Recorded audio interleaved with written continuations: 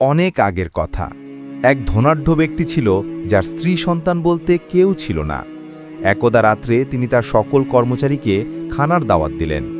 আহার শেষে প্রত্যেকের সামনে রাখলেন এক কপি কোরআন ও আরেকটি টাকার থলি। অতঃপর তিনি তাদেরকে যে কোনো একটি বেছে নিতে বললেন। সর্বপ্রথম তার প্রহরী এগিয়ে আসলো।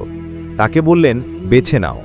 প্রহরী বলল, আমি তো কোরআন বেছে নেওয়ার আশা করেছিলাম, কিন্তু কিভাবে সেটা পড়তে হয় তা আমি জানি না, তাই আমার জন্য টাকার থলেটি উপকারী হবে। অবশেষে সে টাকার থলেই বেছে নিল। এরপর আসলো তার কামলা। তাকেও বেছে নিতে বললেন। সে বলল, আমার স্ত্রী খুব অসুস্থ, তার চিকিৎসার জন্য টাকার প্রয়োজন। যদি এমন না হতো তবে আমি কোরআনই বেছে নিতাম।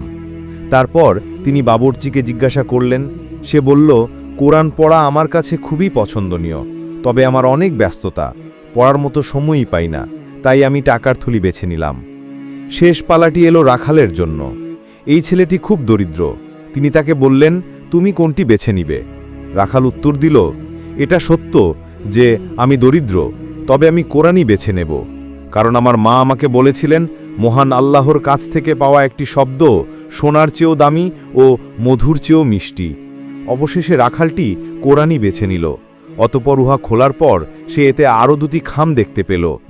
প্রথম খামটিতে টেবিলে যে পরিমাণ টাকা ছিল তার 10 গুণ টাকা ছিল, আর দ্বিতীয়টিতে ছিল একটি ওসিয়তনামা, যাতে ছিল তার মৃত্যুর পর সকল সম্পত্তির উত্তরাধিকারী সেই হবে। অতঃপর ধনাঢ্য লোকটি তাদেরকে উদ্দেশ্য করে বললেন, যে ব্যক্তি আল্লাহ তাআলার প্রতি সুধারণা রাখে, আল্লাহ তাআলা তাকে বঞ্চিত করেন না। ভিডিওটি যদি ভালো লাগে, লাইক, কমেন্ট ও শেয়ার করতে ভুলবেন না।